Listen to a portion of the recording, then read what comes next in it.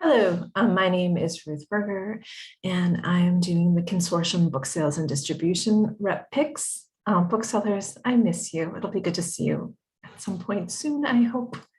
Two gift books, The Unwinding and Other Dreamings from Unbound by Jackie Morris. Jackie Morris is a best-selling illustrator of Robert McFarlane's The Lost Words from the House of Anansi, for example. This book is in the Miba Holiday Catalog, and I describe it as gorgeous contemporary illustrations with fairy tale flavor and Art Nouveau spice. Fans say a much needed respite for those of us who need to take a step back and calm our overactive minds. Morris's signature imaginative illustrations are supported by thoughtful words, poems, fables, which capture our imaginations, spark our hopes, feed our dreams. Whether you're coming here fresh or you're a longtime fans, this is a lovely tome, a lovely concept. It is a delightful book, lavishly and beautifully illustrated, a book to keep close and come back to. Here's some art. And I think this would make a great tattoo. And the fox is mentioned by fans, and that is beautiful. Now, red, you've got red on you, how Shaun of the Dead was brought to life. Zombies rule. I'm not a fan, but I did a little checking. And Google has 120 million hits for the questions, why are zombies so popular? Same for Shaun of the Dead. It gets 46 million hits. In January of this year, Forbes asked, why did watching all those zombie movies prepare you for the pandemic? Research says yes.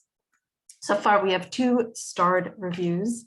Library Journal says Shaun of the Dead is a cult classic. Director Edgar Wright and actors Simon Pegg and Nick Frost inform the bulk of the narrative with hilarious remembrances. Quentin Tarantino, Eli Roth, and the late George A. Romero are quoted here too, resulting in a work that will be wildly entertaining to horror buffs. Kirkus starred it as well, and the book was covered by Entertainment Weekly, who also said that there is commentary from Walking Dead executive producer Greg Nicotero, and that there are full of previously private only behind the scenes stories to delight fans.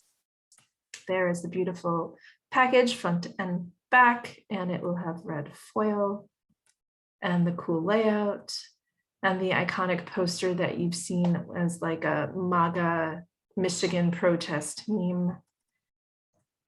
Children's books, the Spectacular Suit from Scribble by Kat Patrick and Haley Wells.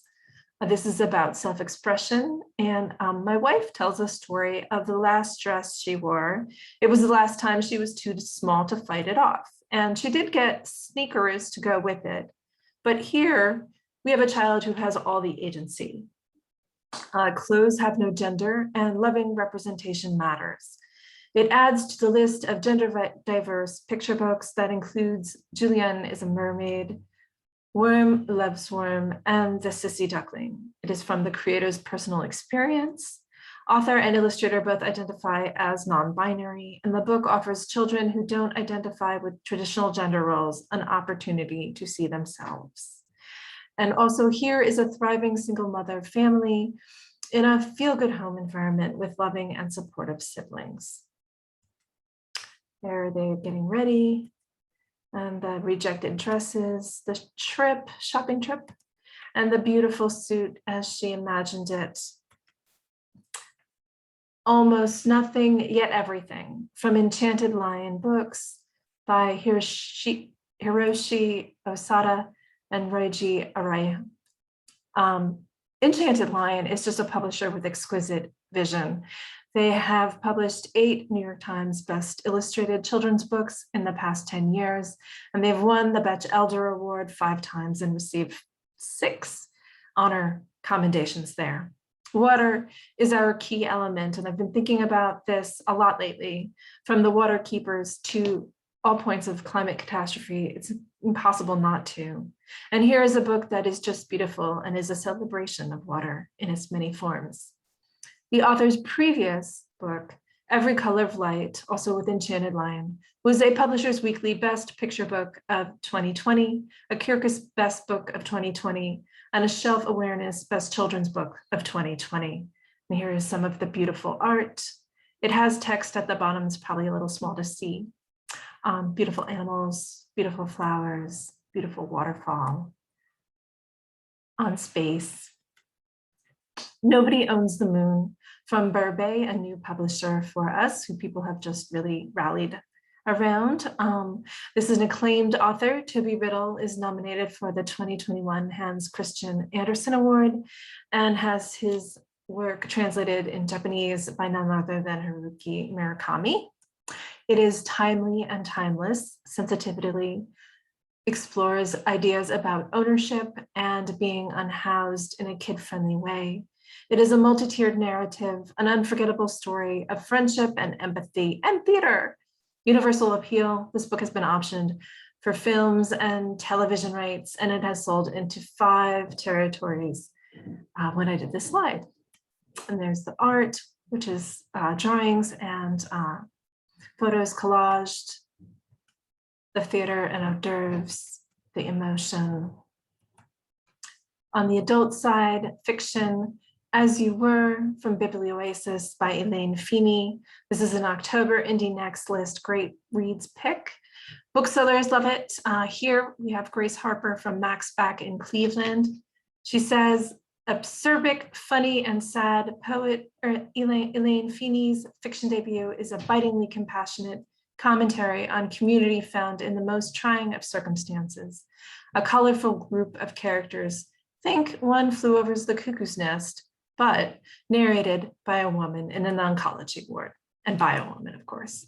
Her ward mates form the family that Sinead needs, and they care for each other in their own often clumsy, misguided ways. The story is told in small vignettes made up of memories, dreams, and observations, a la Jenny Offel, who's also a favorite author of mine. Booksellers who love it, Lori Feathers at Interrobang, Casey Kane Charbonne at Country Bookshelf in Montana, and Stephanie Skis at the Novel Neighbor in Missouri.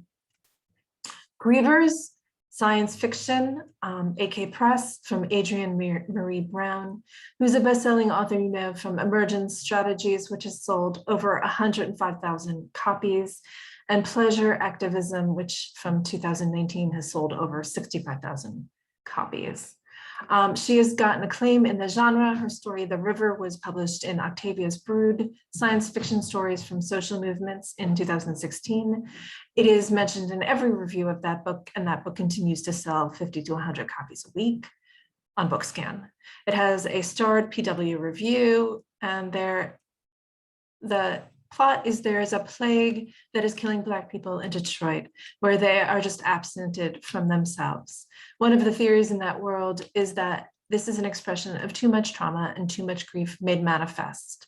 Here, the heroine's mother was patient 0, and she struggles to deal and find her way.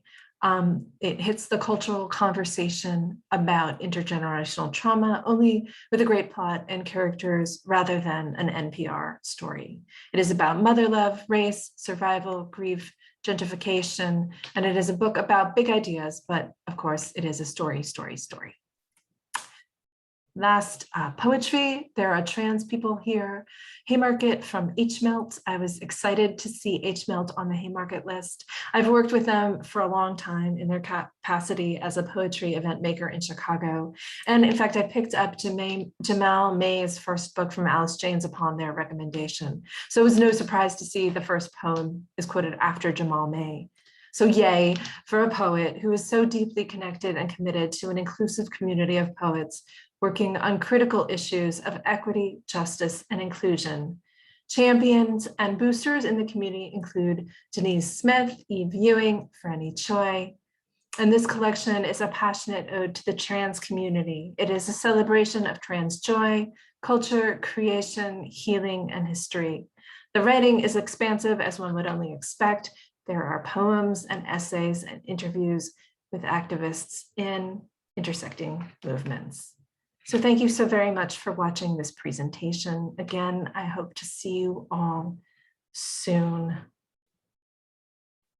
in real life.